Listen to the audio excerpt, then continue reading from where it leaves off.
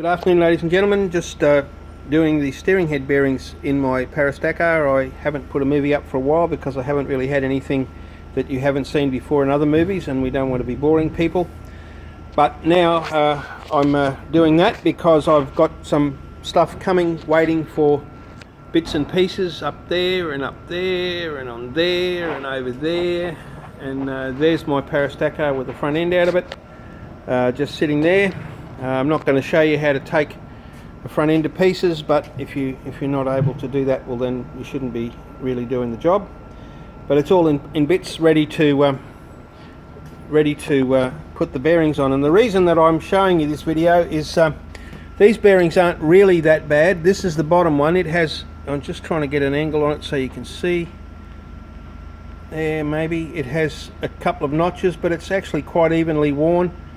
I've been always pretty particular about keeping these adjusted and greased.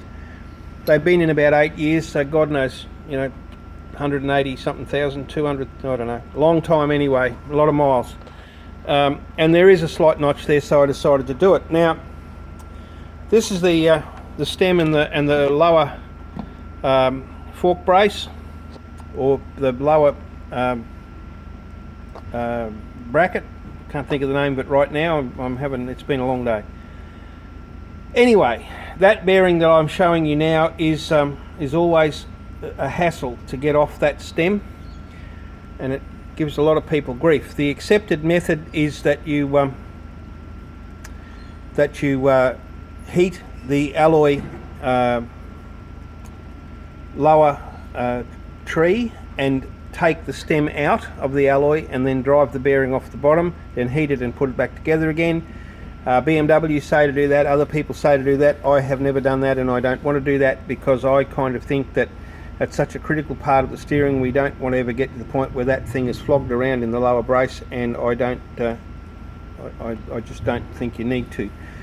So what I'm going to do is just show you a way to get this off that is easier. It's quite simple, and a lot of people don't even think about it, so I just thought I'd take a minute or two and just show you. Obviously I've got the races out of the steering stem. You just use a puller for that. Other people use welders.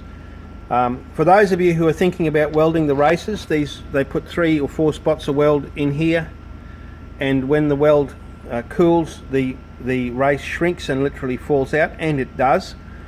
But if you are not a competent welder and you don't have a good welder, and you are going to be stuffing around in there trying to get the weld in the right place, there is a possibility that you could weld the race into the steering head by mistake, and I am suggesting to you that that is a very bad idea. So unless you're a very confident and competent welder, don't do that.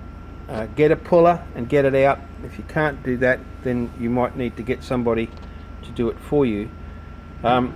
This here is the inner race, or the roller part of a bearing. This is the bit that sits up in the steering stem, sits down there and there like that, and it's just got a couple little notches and it's a bit rough. It's not really bad, and I could keep riding it, but I thought, well, rather than just muck around and sweep the floor, I might just do this. It's only a fairly simple job on a GS. Now, how to get that off? Well, people have tried all sorts of things, heat and everything else, and they all do different things. I'm just going to have to turn this off because I can't do it with one hand. But all you do is get yourself a pair of side cutters.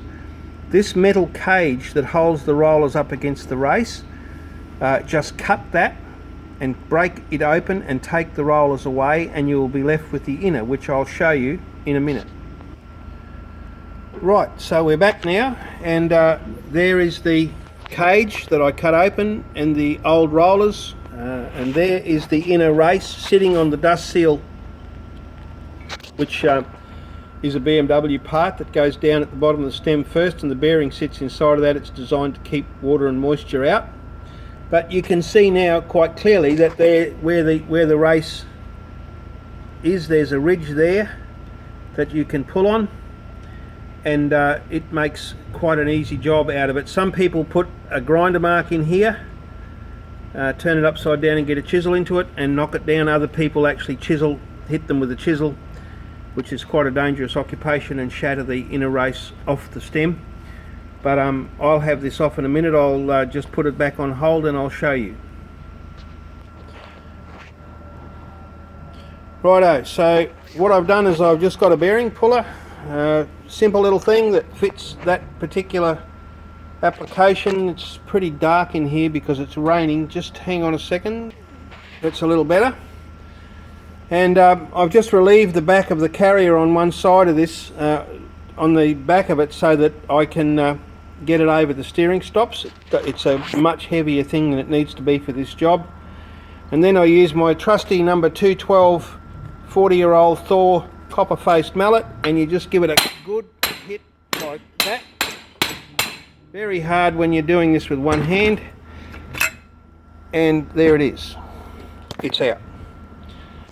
So no damage to the threads because I used a copper-faced mallet, and the bearing is in there in the carrier,